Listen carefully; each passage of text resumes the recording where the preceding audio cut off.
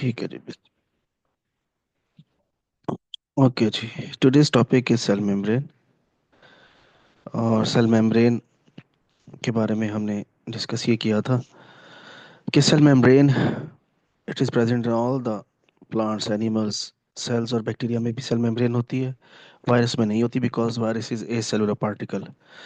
Cell membrane की thickness जो है वो 7 to 10 नैनोमीटर है। और सेल मेम्ब्रेन इलास्टिक है, थिन है, सेल्फ रिपेयरेबल है, means capable of itself to repair if small, the area of the membrane break. Cell membrane के अंदर ही तमाम सेल की जो है वो ऑर्गेनेलीज मौजूद होती हैं। और मैंने कल ये कहा था कि cell membrane is also called plasma membrane. वो इसलिए कि cell membrane separate the cell from its environment. देखिए, प्लाज्मा जो है, साइटोप्लाज्म अंदर है, एक टिश्यू फ्लूइड भी है जो कि सेल के बाहर होता है। ठीक है। तो ये एक ऐसी मेम्ब्रेन है जो सेल के ऑर्गेनेलीज को आउटसाइड द सेल, जो इन्वायरमेंट है, उससे भी बचाती है, प्रोटेक्शन करती है, कंट्रोल करती है वाटर के एंट्रेंस को, एग्जिट को, और बाकी एटम्स एंड्स और मॉलिक्यूल्स की मूवमेंट को। और इसके अलावा जो सेल के अंदर ऑर्गेनेलीज हैं, like nucleus, mitochondria, Golgi bodies, उनकी भी मेम्ब्रेन्स जो हैं वो बेसिकली सेल मेम्ब्रेन की तरह की हैं। ठीक है। तो अब ये जो लिविंग मटेरियल सेल के अंदर है, इनसाइड द मेम्ब्रेन, उस में मैं ये कहूँगा कि माइटोकॉन्ड्रिया सेल्फ रेप्लिकेटिंग है। वो अपनी मजीद कॉपियाँ खुद बना सकता है। क्लोरोप्लास्ट सेल्फ रेप्लिकेटिंग है, अपनी कॉपियाँ खुद बना सकता है। तो हम रेफरेंस ये देते हैं कि दिस लिविंग मटेरियल और the plasma is inside the cell is referred to be the plasma membrane because these organelles also have a membrane. तो सिंपल सी बात यह है कि सेल मेम्ब्रेन तो सेल की बाउंड्री है, और प्लाज्मा मेम्ब्रेन में हम सेल की मेम्ब्रेन को भी इंक्लूड करते हैं और सेल के अंदर जो ऑर्गेनेलीज हैं उनकी मेम्ब्रेन को भी इंक्लूड करते हैं। तो ये तो थी कल की बात। अब हम आते हैं केमिकल कंपोजिशन की तरफ। मैंने कल आपसे कहा था कि सेल मेम्ब्रेन जो है it is made up of protein and lipid. ठीक है ना जी। और प्रोटीन और लिपिड की जो रेशियो है वो मैंने आपसे कहा था कि प्रोटीन इज 60 to 80%, और लिपिड जो है वो 40 to 20%। अगर मतलब 60 प्रोटीन है तो लिपिड 40 होगा, प्रोटीन 80 है तो लिपिड 20 होगा, क्योंकि हर सेल में इनकी रेशियो डिफरेंट होती है। Along with the lipid and protein, carbohydrates are also present. अब कार्बोहाइड्रेट किस तरह से प्रेजेंट है, ये देखिए। ये एक शुगर चेन आपको नजर आ रही है जो कि अटैच हुई हुई है कार्बोहाइड्रेट चेन। मैंने कहा था इसमें कोलेस्ट्रॉल मॉलिक्यूल्स भी हैं, ये हमें नजर आ रहे हैं। इनको हमने इन डिटेल भी सेपरेट पढ़ना है, अभी हम जर्नल पढ़ रहे हैं। तो protein, lipids, carbohydrates, cholesterol are present in the cell membrane. अब यहाँ पर सेल मेम्ब्रेन में सबसे इम्पोर्टेंट बात यह है कि अब हम मानते हैं फ्लूइड मोज़ेक मॉडल को, कि फ्लूइड मोज़ेक मॉडल ही वो मॉडल है जो एक्चुअल सेल मेम्ब्रेन को रिप्रेजेंट करता है, जिसमें सेंगर ने कहा था कि cell membrane is made up of phospholipid bilayer of phospholipid. Phospholipid में बायोलॉजिकल मॉलिक्यूल में आपको पढ़ा चुका हूँ कि ग्लिसरॉल, दो फैटी एसिड टेल्स, और इनके साथ अटैच है फॉस्फेट। तो यह है फॉस्फोलिपिड। अब यहाँ डायग्राम में भी आप देख रहे हैं कि एक लेयर तो है ये फॉस्फोलिपिड और एक लेयर है ये।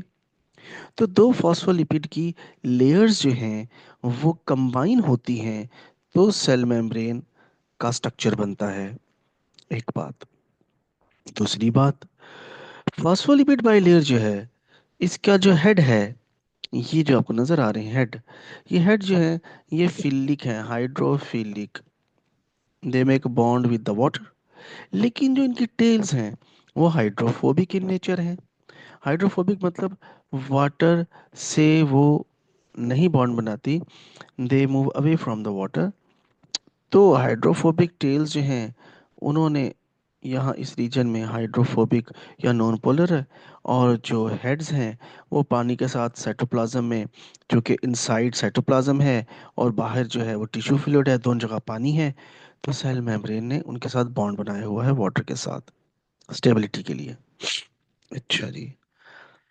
सेकेंडली, जो स्ट्रक्चर है सेल मेम्ब्रेन का उसमें प्रोटीन्स भी हैं। और अच्छा, प्रोटीन से पहले एक बात और बता दूं फॉस्फोलिपिड बाइलेयर की, कि मैं अगर एक गिलास पानी में एक फॉस्फोलिपिड का ड्रॉप फेंकूं तो उसके हेड जो हैं वो पानी से बॉन्ड बना लेंगे, उनकी टेल्स जो हैं वो हवा में होंगी। ठीक है ना? ये शो करेंगे इसकी हाइड्रोफोबिक एंड हाइड्रोफिलिक नेचर। और इसको मैं कहूँगा फॉस्फोलिपिड मोनोलेयर। ठीक हो क्या जी? तो फॉस्फोलिपिड की मोनोलेयर भी बनती है। अच्छा, मोनोलेयर के अलावा अगर आप इस फॉस्फोलिपिड जो है इसको मिक्स कर दें, ठीक है जी, और मिक्स करने के बाद आप वाटर में देखेंगे कि ये जो फॉस्फोलिपिड है ये बना लेगा एक सफ़ेयर। और उस सफ़ेयर में हेड्स जो होंगे वो बाहर की तरफ होंगे, और उनकी जो टेल्स हैं वो टेल्स अंदर की तरफ होंगे। ये जो एक सर्कुलर स्फेयर बनेगा जिसमें हाइड्रोफिलिक हेड्स, फॉस्फेट हेड्स जो हैं they are facing outside the water, and hydrophobic fatty acid tails facing inward each other, this is called micelle. अच्छा जी, इसको हम कहते हैं माइसेल, और इसको हम कहते हैं मोनोलेयर। ठीक हो गया? अच्छा, अब जो है तो मोनोलेयर जो है इसकी वो इसलिए हमें पता होनी चाहिए फॉस्फोलिपिड मोनोलेयर के, जब सेल्स ब्रेक होते हैं और हम एक्सपेरिमेंट्स करते हैं माइक्रोस्कोप में देखते हैं तो हमें आइडिया हो। और माइसेल का भी हमें आइडिया होता है जब हम माइक्रो ऑर्गेनिजम्स में इसको डिस्कस कर रहे होते हैं। सो दैट्स वाई हमें इसकी प्रॉपर्टीज पता होनी चाहिए। अच्छा, अब आते हैं इसके नेक्स्ट प्रॉपर्टीज की तरफ, और नेक्स्ट कंपोनेंट है प्रोटीन। अब प्रोटीन्स जो हैं मैं इसको थोड़ा सा और इनलार्ज करूँगा ताकि आपको मैं प्रोटीन्स के बारे में एग्जैक्ट बता सकूं। इससे मैं करता हूँ इरेज, और इसे हम थोड़ा सा इनलार्ज करते हैं। ओके, ओके, ओके जी, लेट्स स्टार्ट। प्रोटीन्स जो हैं वो तीन तरह की हैं जो कि हमें इसके स्ट्रक्चर में नज़र आती हैं। एक, प्रोटीन्स जो हैं उन्हें हम कहते हैं एक्स ट्रांसिक प्रोटीन्स। ये लिखा हुआ भी है एक्सट्रेंसिक, ठीक है ना जी?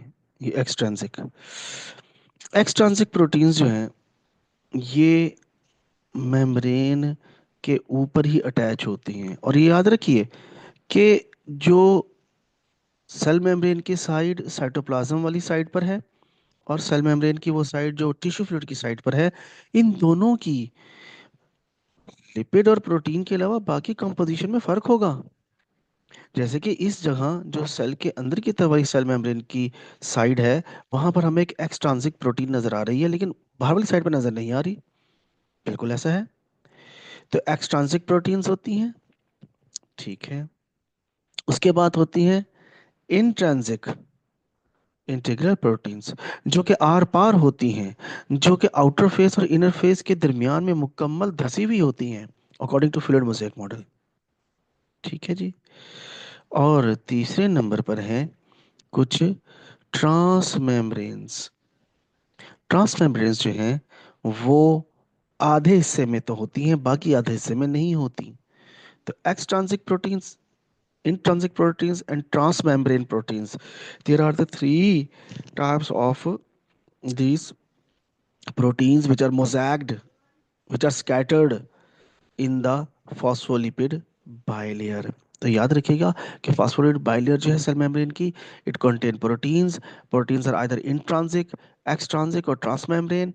एंड डेफिनेटली ये प्रोटीन्स जो हैं they are made up of amino acids. उनके आर ग्रुप्स हैं, उनके आर ग्रुप्स के बॉन्ड्स इनके साथ बनते हैं. तो through out the bilayer many different type of proteins are, they move about within like icebergs in the sea. Some proteins are fixed in position, but some proteins are, they move, bonds बनाकर थोड़ा बहुत आगे पीछे होती रहती हैं. ठीक हो गया. एंड प्रोटीन्स जो हैं, ठीक है, एक्सट्रांसिक, इंट्रांसिक और ट्रांसमेम्ब्रेन है, इनका काम स्टेबिलिटी है. These proteins perform very important functions. और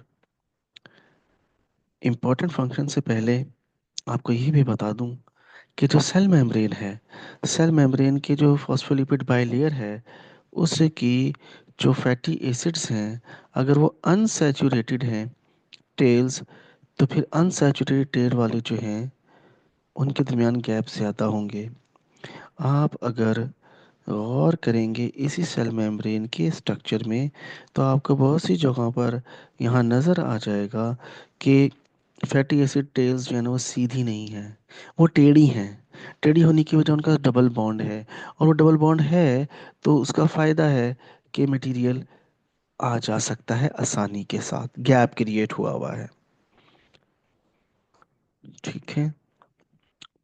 तो अब मैं टाइप्स ऑफ जो प्रोटीन्स है ना उन पर बात करूंगा जनाब, कि सेल मेम्ब्रेन में कितनी टाइप्स की जो है वो प्रोटीन्स होती हैं. तो सबसे पहले जनाब हम देख लेते हैं कि फर्स्ट ऑफ ऑल इसका एक चार्ट है, मैं आपको सेकंड पेज पे हम जाते हैं जी, और यहाँ पर इसको देखते हैं. तो जनाब टाइप्स ऑफ प्रोटीन्स में हमारे पास जो है, पहली बात तो ये है कि जो प्रोटीन्स हैं सबसे नंबर वन पर वो हैं इंजाइम्स. ठीक हो गया जी. तो इंजाइम्स जो हैं, हम्म, मेरा ख्याल है कि मैं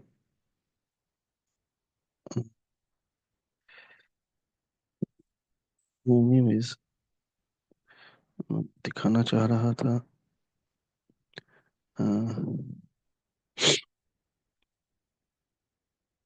चलें हम यहाँ से ले लेते हैं. द टाइप्स ऑफ प्रोटीन्स में जो है ना जी, पहली बात, ग्लाइकोप्रोटीन्स. तो फर्स्ट ऑफ ऑल ग्लाइकोप्रोटीन्स,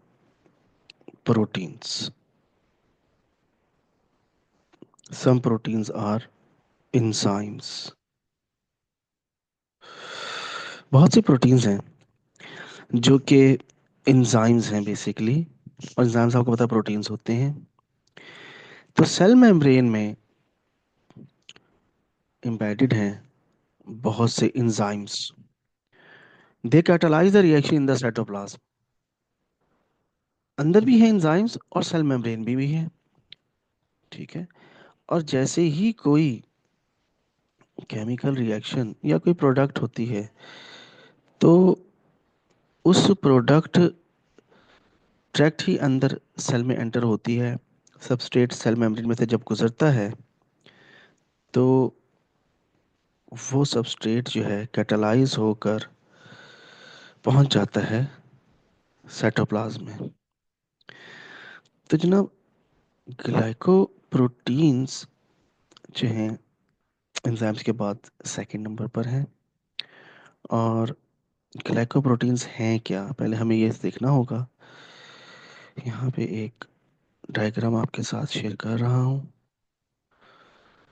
ठीक है जी, ये डायग्राम आपके पास आ गई। अच्छा, ग्लाइकोप्रोटीन्स हैं क्या? फिर हमने जी जी।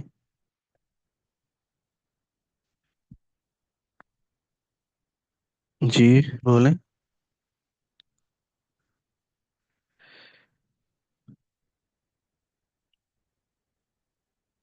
हाँ जी हुसैन, आपकी आवाज़ नहीं आ रही। अच्छा, नंबर वन पे जो है ना, मैं रिपीट कर देता हूँ।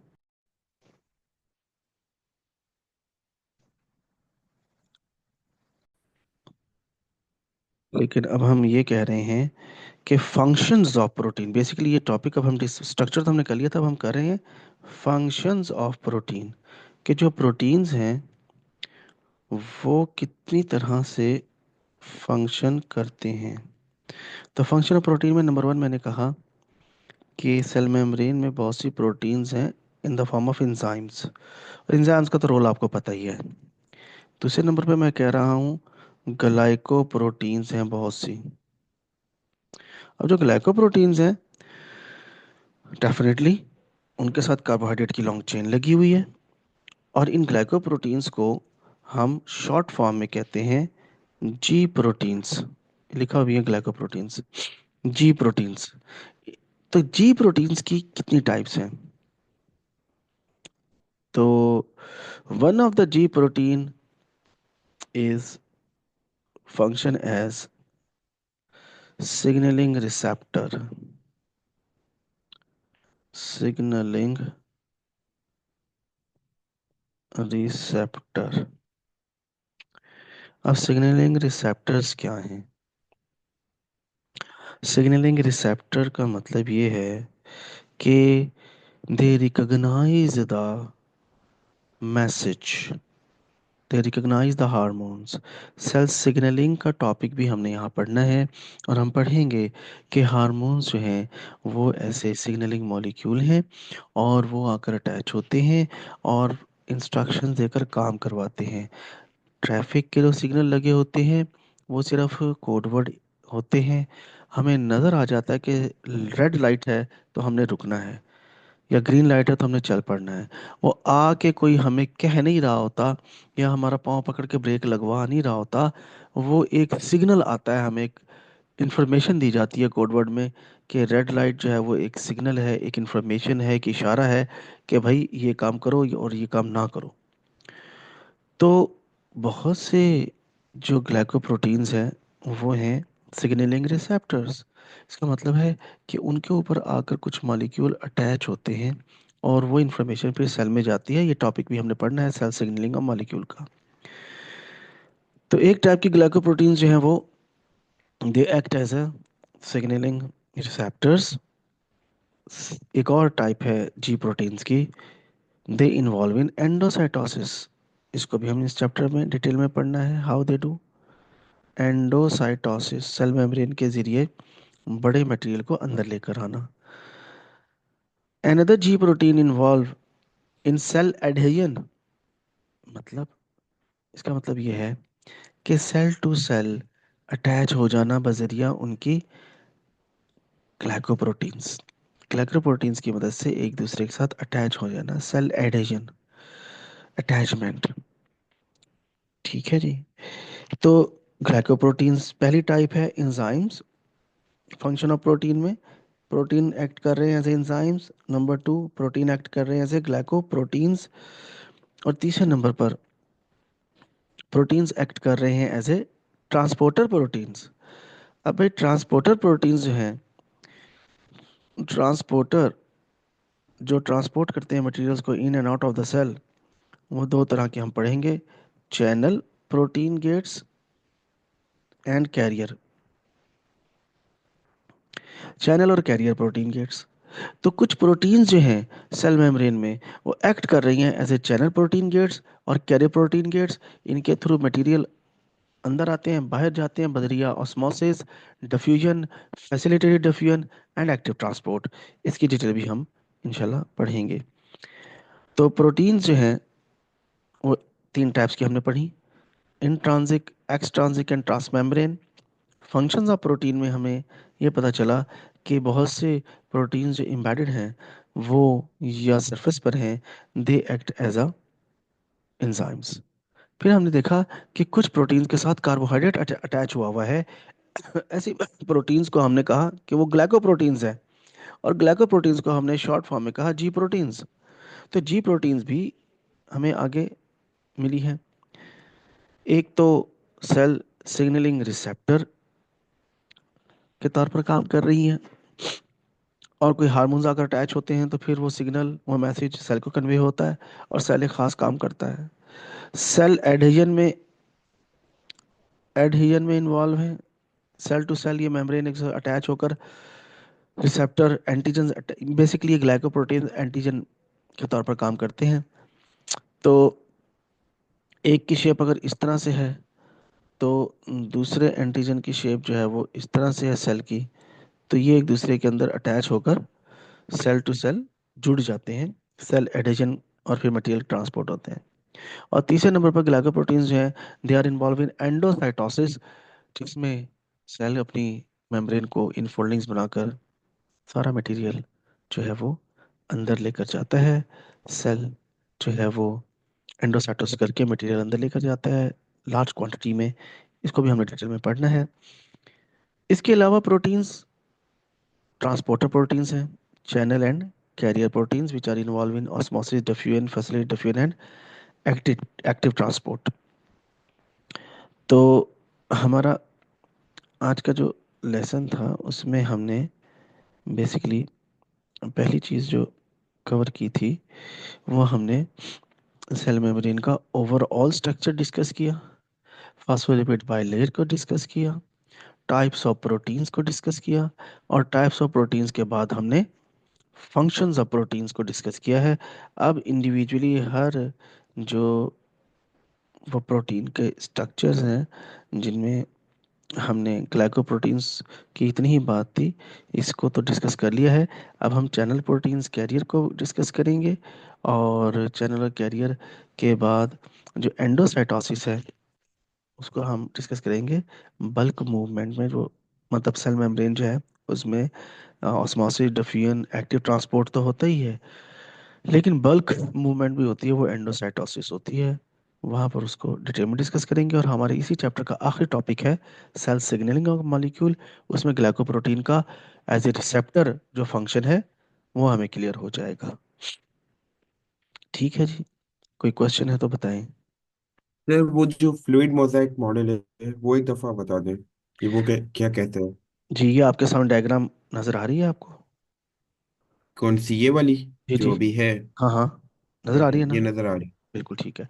तो भाई फ्लूइड मोज़ेक मॉडल यही कहता है कि सेंगर ने कहा कि फ्लूइड का मतलब है यहाँ पर लिक्विड नहीं है।